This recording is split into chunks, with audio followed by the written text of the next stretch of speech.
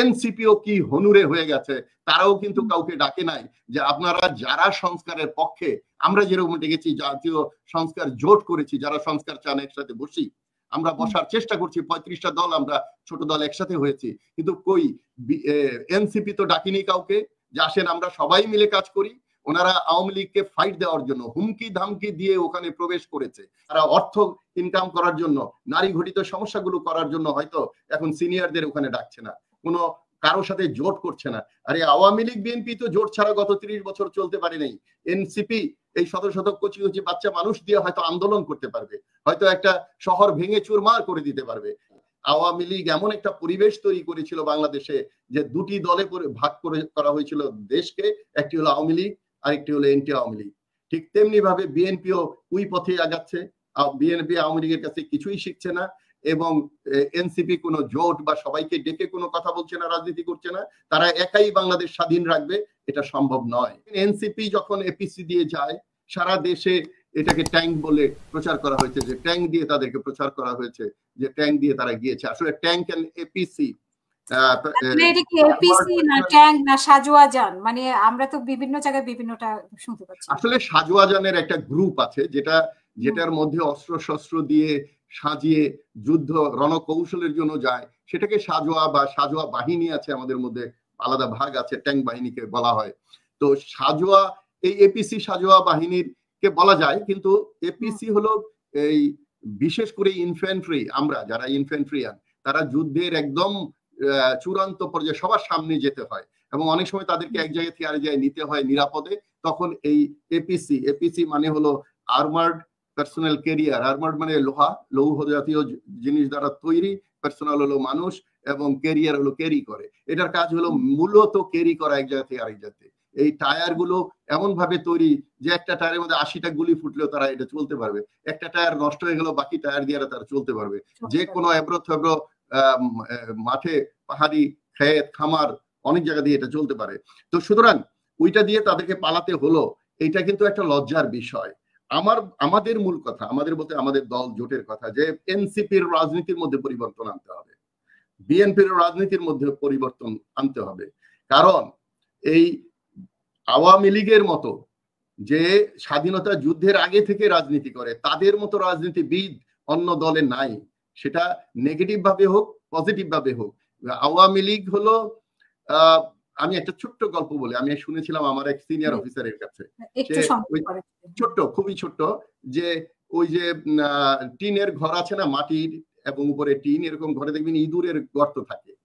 তো একে বৃদ্ধ বিড়াল খুব বিরক্ত হচ্ছে ইঁদুরের মাধ্যমে, ইঁদুর খুব ডিস্টার্ব করে থাকে। ইঁদুর ডিস্টার্ব করার কারণে এই বিড়াল প্রায় ওই বাড়ি থেকে ভেগে যেতে হবে, এমন যেখানে বিড়াল হওয়ার কথা বাঘের মতো ইঁদুরের কাছে। কিন্তু এক সময় ওই বিড়াল তার অভিজ্ঞতা থেকে, এই বৃদ্ধ বিড়ালটা হলো আওয়ামী লীগ, করলো কি, যে ওই ইঁদুরকে আর গর্ত থেকে সবাইকে বের হতে না দিয়ে গর্তের মুখের মধ্যে বসে থাকলো, যে একটা করে বের হয় আর একটা করে ধরে। এইভাবে সে সকল ইঁদুরকে ধ্বংস করলো, এবং সেই বৃদ্ধ বিড়াল টিকে থাকলো। তো আমাদের এই বৃদ্ধ বিড়াল আশেপাশেই আছে, টস করে চলে আসতে পারে, বৃদ্ধ বিড়াল এদিক সেদিক আছে। আমরা যদি সুযোগ দেই সবাই মিলে, সরকার, প্রধান দল এবং নতুন দল এনসিপি, তাহলে তো এই অবস্থাই হবে। আমি পরিশেষে একটি কথা দ্ব্যর্থহীন ভাষায় বলছি, এই 3 গ্রুপকেই পরিবর্তিত হতে হবে। আজকে এই যে আমি আরেকটা কথা বলি, খুব গুরুত্বপূর্ণ, যে 4 জন মানুষ মারা গেল, সেটা আওয়ামী লীগের হোক, সন্ত্রাসী হোক, যাই হোক, বাংলাদেশের নাগরিক, হ্যাঁ, আমি দুঃখ প্রকাশ করি। আজকে 5ই আগস্ট থেকে এই পর্যন্ত কোনো মানুষই তো হত্যা হওয়ার কথা না, দুর্ঘটনা ছাড়া, কিন্তু শত শত মানুষ মরেছে দলীয় কন্দলে, রাজনৈতিক কারণে। তাহলে রাজনৈতিক এই এনসিপির কারণে, এনসিপির রাজনীতির কারণে আজকে যে 4 জন মানুষ মারা গেল, আমরা কি সেই মানুষ মারার রাজনীতিতেই থাকবো? সুতরাং এনসিপি, আজকে দেখেন আমি যে বিএনপির কথা বললাম, তারা জাতীয়ভাবে ডাক দেয়নি, এনসিপিও কি হনুরে হয়ে গেছে, তারাও কিন্তু কাউকে ডাকে নাই যে আপনারা যারা সংস্কারের পক্ষে, আমরা যেরকম ডেকেছি জাতীয় সংস্কার জোট করেছি, যারা সংস্কার চান একসাথে বসি, আমরা বসার চেষ্টা করছি, 35টা দল আমরা ছোট দল একসাথে হয়েছি, কিন্তু কই এনসিপি তো ডাকিনি কাউকে যে আসেন আমরা সবাই মিলে কাজ করি। ওনারা আওয়ামী লীগকে ফাইট দেওয়ার জন্য হুমকি ধামকি দিয়ে ওখানে প্রবেশ করেছে। কি দরকার ছিল মার্চ টু গোপালগঞ্জ?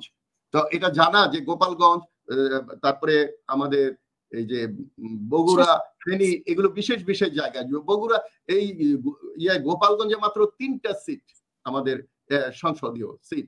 তো এই 3টা সিট যদি আওয়ামী লীগের ঘরানার লোকরাও নিয়ে যায়, বাংলাদেশের কিছুই হবে না। কিন্তু ওখানে গিয়ে ফাইট করতে গিয়ে পালিয়ে আসা, লোহার গাড়ির ভিতরে ঢুকে সুরঙ্গের মতো পালিয়ে আসা তো বীরত্বের কাজ নয়। এই রাজনীতি কেন করতে হবে? আমি খুব খুশি হয়েছিলাম যখন এনসিপির চীন মৈত্রীর একটা অনুষ্ঠানে শত শত আর্মি অফিসার, সিনিয়র অফিসারে গিয়েছিলেন এবং তারা বক্তৃতায় বলেছিল ওনারা আমাদের সাথে আছেন, ওনাদেরকে সাথে নিয়ে রাজনীতি করব।